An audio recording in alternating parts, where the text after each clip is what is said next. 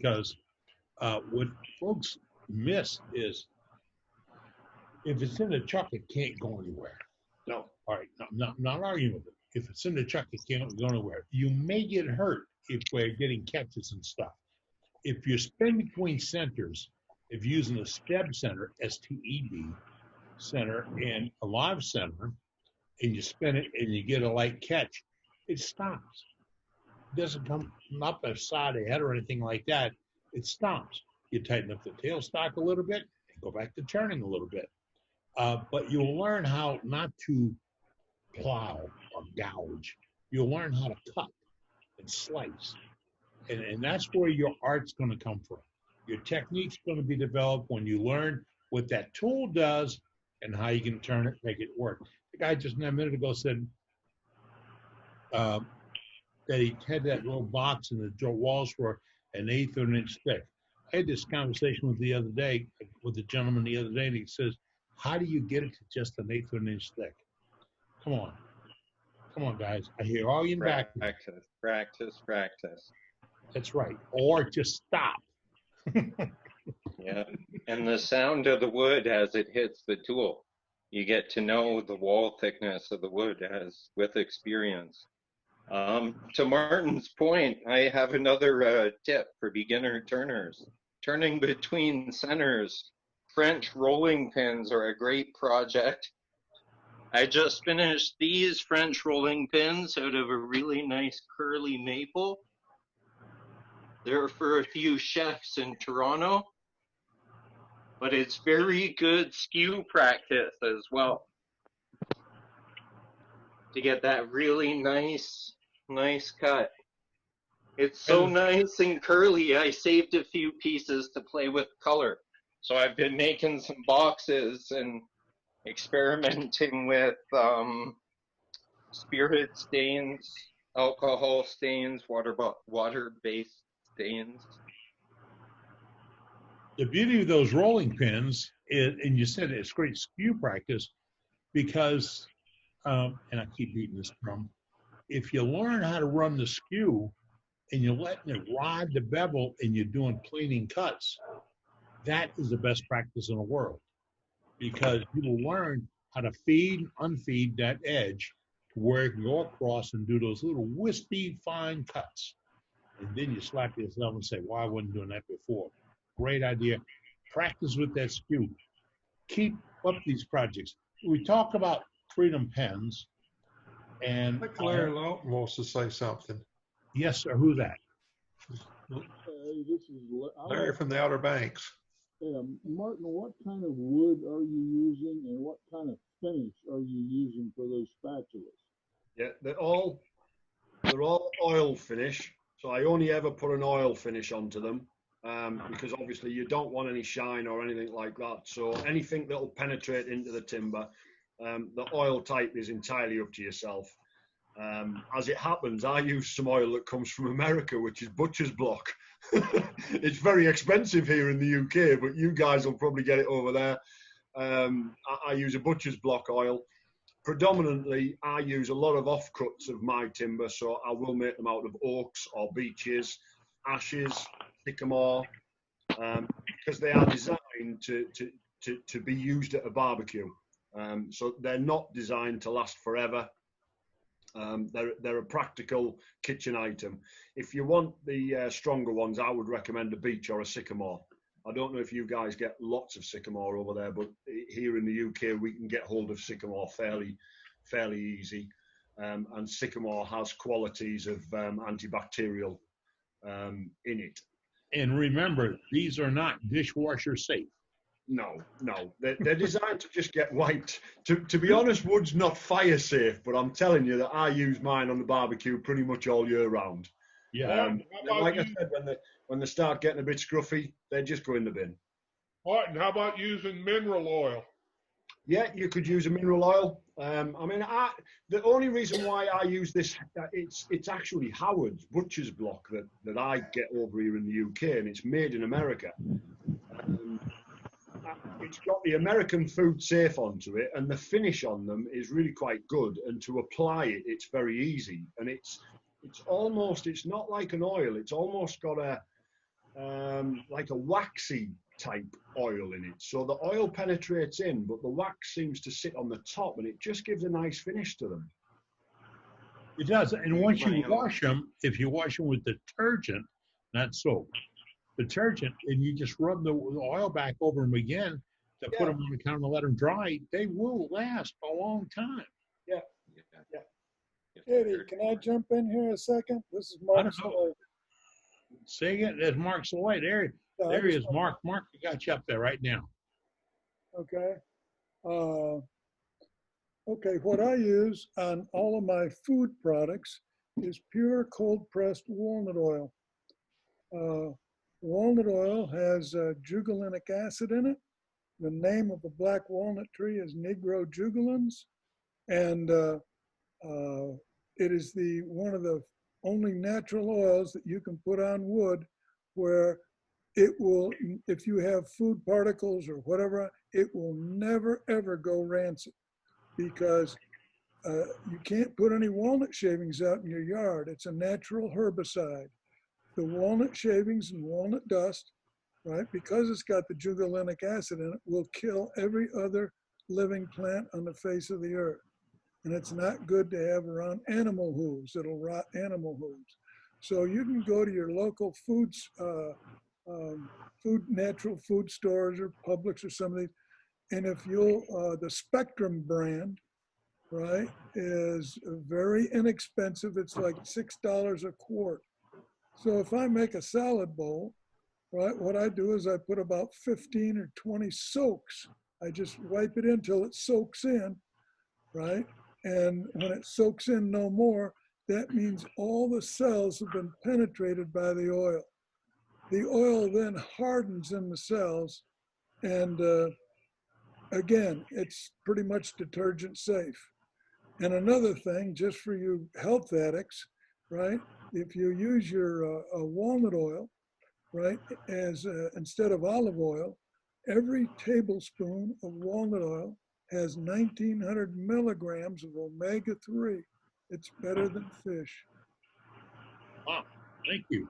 And for those of y'all that don't know about What about a nut allergy? using black walnut or walnut shavings in your gardens, I had an awesome rose garden, and I mulched it all the time. One time I mulched it with black walnut and didn't get any buds the rest of the year.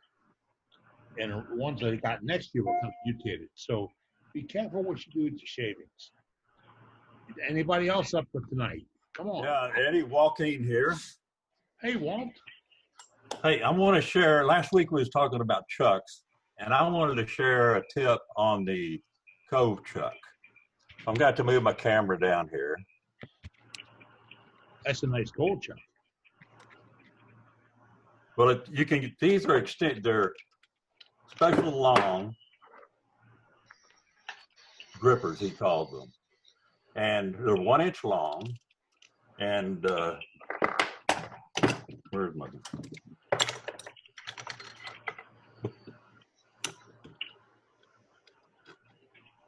come on, go. And they've got a flange on the bottom. And they're 3/8 aluminum with this neoprene that it's pressed in there. It's not loose on there.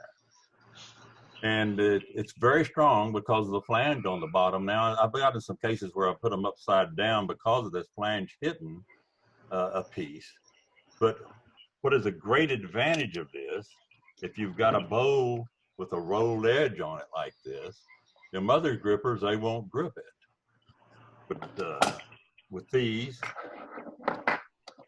you get a real good grip. And up to, it could have a roll of 3/4 inches or more. Who makes those bumpers? David Markville. I'm going to put it all on the chat. Okay. His website and everything. And such as this here, it's got a rolled edge on it. And it's rolled inside. Well, I can put it down on top, and it's going to grip that as well, too. Nice. Then he's fixed these where they will let's just say the scroll jaw chuck, it'll fit it. I won't put them on. But like the opening on this vase here, this is Texas 70, and it's only 3 inches. It won't fit here. But I can put it on my chuck with these on there. I put my center drive, recenter on the back, and hold it to turn the tenon on. Has great options. Now, I did try one time to put 4 of them in there and grip something. That did not work. It was too much flex in the neoprene. But also with the flanges here, on some cases where they really hit your chuck here, you'll want some spacers. And you don't want spacers, just put a spacer in there. So these have a 5/16 dowel that fits in these holes here.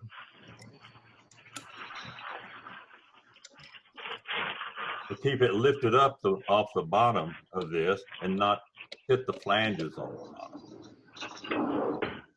I discovered these about 5 years ago, and I've been using them ever since. And they sell for about $31. And he's got a great website, a bunch of other stuff that is good. And I will put that on the chat. Okay, remind folks again that before you sign off tonight, go to chat, lower right-hand corner, 3 buttons, press it, and it'll say Save Chat, and you'll be able to save the chat to your home computer, and then you'll be able to look at these addresses and all later on. Boy, is that for my gallery piece, I took Cindy Drozal's class. First one she did on the Cineo box. This is awful dark. I didn't think it was going to be this small, but this is what her page layout. And it's great skill exercise. It's made out of Texas 70. I couldn't find a light wood, so I just used the Texas 70 sapwood for the design on it. Okay. beautiful. It's nice to watch her work because she takes a lot of complexity out of what we do and shows you how to get the basics out of it easily. And she explains it all without saying you got to buy $1,000 tool or something to make this click. It's not that way with her. Anybody else in the gallery this evening? That's what we can do. Talk. I'll get you. I got something at here. Just give me a minute to chuck. That you, Dane? Yes, sir. I got you up there now. All right. So to add on to the cold jaw chucks and everything like that, I've got a set as well, and I think I've used it, I don't know, 3-4 times, but then at the same time for the most part, I make a lot of large bowls, and the cold jaws they're too small. And so for my smaller items, I have plywood, this 1/4 inch plywood here, and it just goes, I got a 9/64, just straight of a 5/16, I think, that allows for the 1 screw to go through on this. And then I've got 3/16 inch ESD silicone matte super glue here. And that's what I use for my smaller items. And I always leave something for my tailstock to get a hold of. You know, that little pointy thing right there. So I always leave, that in there.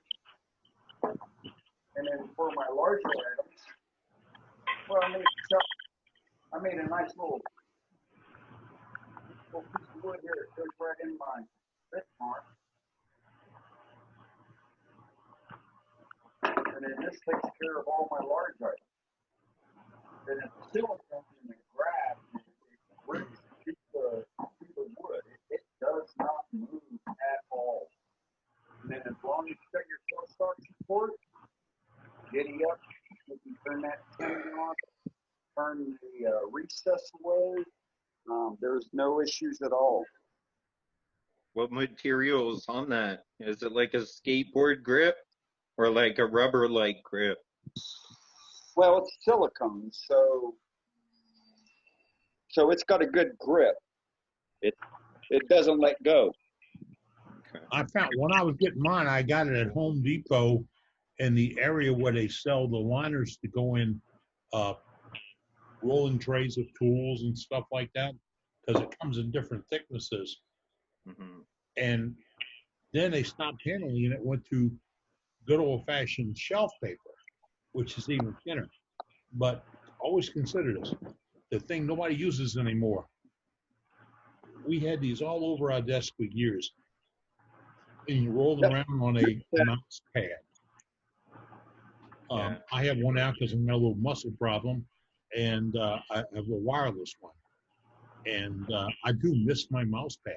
I know where it's at. It's made of jam. I use rotor pads. Pardon me? Rotor pads glued to MDF. That's sort of what I use, rotor pads. All right. So I used to work in the defense field, so I had access to scrap rejects, and so the blue silicone that I've got is ESD mats, electronic static display mats, that went in for insulation for the components on various defense items. So it's some of the stuff, that's not available out on the market, but it's in the same field as like what Eddie is saying about with mouse pads, and our friend up in Toronto is saying something that gives, that allows the wood to be pressed into it, but at the same time doesn't mar or mess with the finish of the edge. That's what you're looking for, and it does a wonderful job. Yeah, you're looking for the use, not the abuse. Right. It's relatively cheap too. You can get the mouse pads and the rotor mats at the dollar store. We don't have those dollar stores in America. Oh no. You can get all kinds of stuff at the dollar store up here. Small towns. Dollar shopping. Find an East and then go to. I've got a friend of mine. If you're not colouring it and it's not quite finished yet, just slap a bit of sandpaper on and it can do two jobs at the same time. Sand a hole right through it. It'll be right. Well, not coarse sandpaper. Come on. What? Eddie knows what I mean. Eddie knows what I mean. He's been there. He's done that. Yeah, I've been accused of sanding with bricks. A friend of mine says that the beauty of a dollar store is you don't have to get dressed up like if you go to Walmart. Yeah. My dog make me spit my beer out. Well, sometimes the truth hurts. All right, Well, Mike is open. Talk to me if you want to. all right, Don't so get your sandpaper at the dollar store. right. No, don't get that shit. So Eddie, That's garbage. My wife got me Whoa, someone okay. one day, and it's still sitting in the drawer. Okay, don't refer to it as that SH stuff. We don't talk like that. Oh, sorry. Yeah, you can call it crap, but nothing else. Okay, Sorry so, about that. Especially now the women are coming along. Oh, yeah. You'll all have to watch your language. gotta clean She up perked language. up there, and she was watching for us. Janice, what do you got to say about that? Oh, I can use them just as well. Yeah. Turn the sound down, Janice. Turn the sound down. Oh, sorry, it goes through my ears. Okay, so tips and tricks. So, again, this is Dane. And so there's always a lot of talk about sanding sealer and using, gosh, I don't want to use name brands, but you watch a lot of videos and it's always, one particular name brand. and I'll be open. I'll share what I use for my sanding sealer. So again, I use one of these bottles, 4 ounces. Wow. I cleaned up earlier a little bit, and I put it somewhere. Oh no, I threw it away. So again, so I use a little bottle like this. I see my new bottle that I have set out to make my new one. So this will hold 4 ounces. And so I will put about this high with boiled linseed oil. And then I'll put about that high with tung oil or wipe on poly, one or the other. But this high, it's probably 2 ounces of boiled linseed oil, 1 ounce of either wipe on poly or tung oil, one or the other. And then the rest is denatured alcohol. And so DNA dilutes it. It allows it to soak into the wood grain. It seals up the wood pores. It stiffens up those fibers. And at the same time, when I'm applying it, that's when I'm doing my first bit of sanding at 400 grit. And I just get immaculate finishes, as you could tell from my shitty lighting earlier. And I'll put like 2 or 3 coats on and sand it, between 400 and 600 grit. That's it. And then from there, I'll put in my final finishes, and I'm doing quad eye, steel wool in between the finishes, oil or wipe on color. And it just does amazing as far as mesquite, eucalyptus, desert olive wood, the tuna getting when I go up to Mexico and bring the chainsaw and cut down trees from the fire destroyed fields and forests. But that's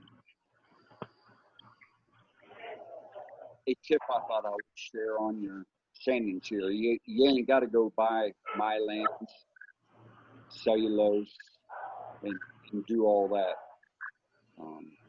And that's sorry, Dane, but that's a buildable finish that you're talking about. Well, it could be, yes. You could actually do it as a buildable finish. It would take a while.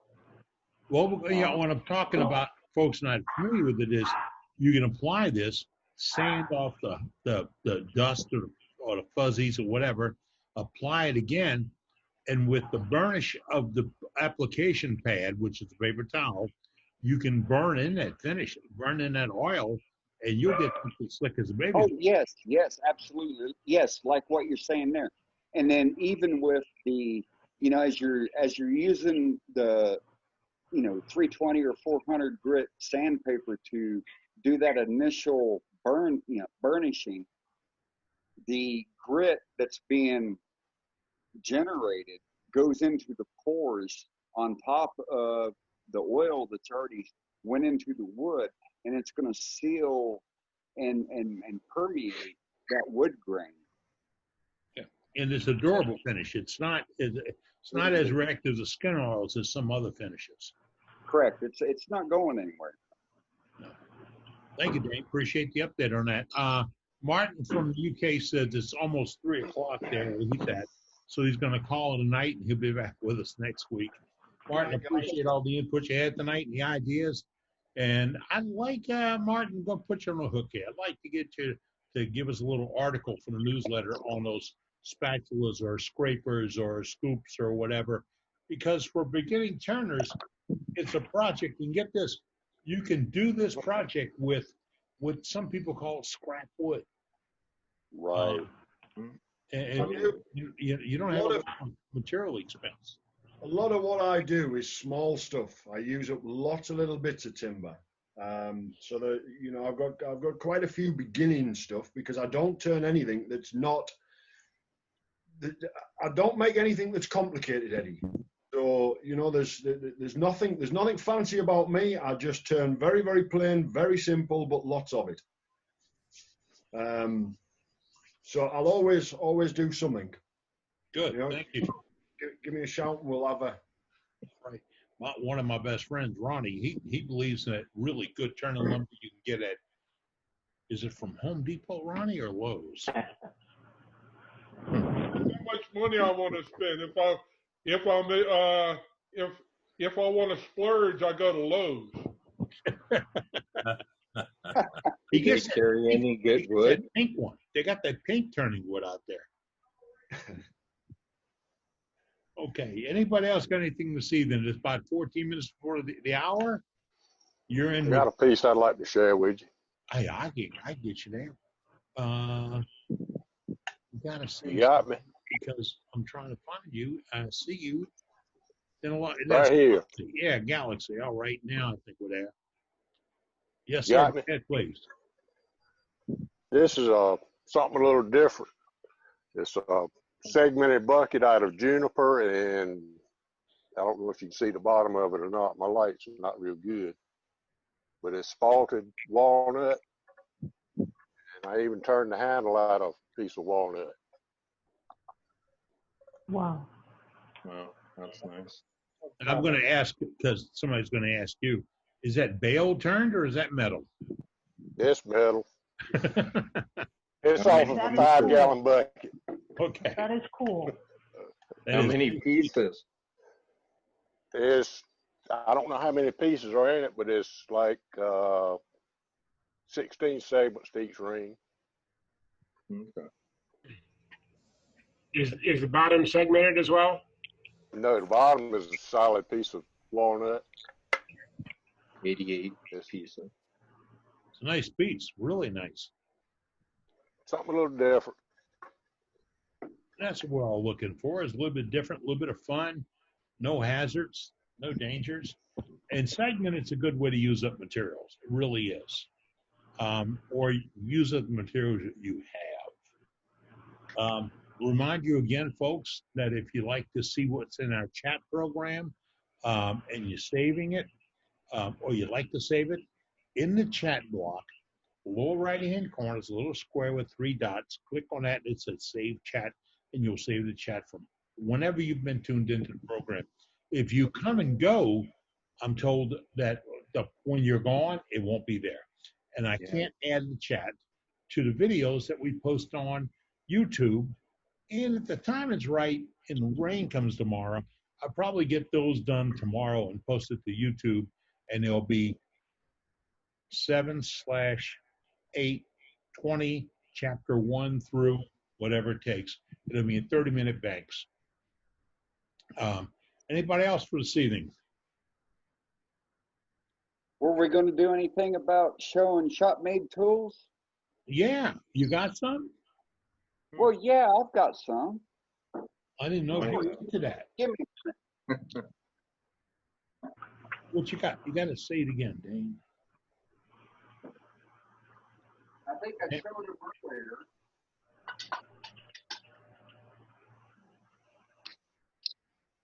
Dane, I'm not getting you. You have to talk, buddy.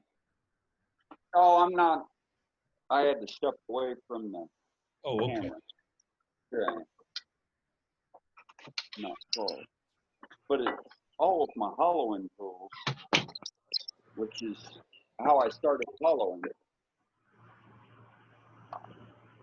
And I think I talked about it a couple of weeks ago. We touched on shop-made tools. But this is I remember that one, yes. Mild bar stock, but I'm using tool steel. I think it's 1080 or 01. I can't remember now. And so I've got my 45 degree, and I just drilled it in. Got my set screw to hold it on there. I've got an 80 degree profile on the back of the cutter to grind on my CBM wheel. And then I've got the set screws here on the side so I can flip it around. So if I flip it around, then I've got a straight cutter or a straight hole so I can pull that bit out, jam it in the other side, and giddy up and go. And then, so this is just a solid bar. And this is one that I use just with the router bit, the 1/8 inch and code bit that I reground and monitor. There we go. I got to tell you, this router bit is something else for hogging out on the hollow point. And then here's my swan tool. And then same thing will fit. Router bit. Got my set screws on it. And it's interchangeable 1/4 inch hole drilled through the bar stock. Okay, can you freeze? Can you get back on the view of that, Dane, just to see that gooseneck head again? Yep. Because we're going to have I get calls about this all the time. Can I There we do go. this gooseneck? Yes, but Yes, pay you attention to can. where the shaft is and where the tip is. You have to keep that cutter line right there in line with the center of the shaft. Because if not, you are going to have so much torque that you're not going to be able to hollow. You're not strong enough to hold on to it. And my handle is, well, that rod right there is, there we go. I want to say 22 inches.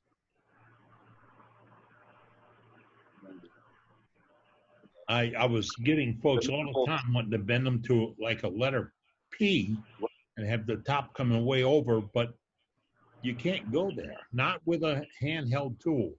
And even a bracket mounted tool, they don't overdo that dip because it's way too much torque. You cannot counter it. It'll rip your shoulder out and you get a catch. You'll tear your rotator cuff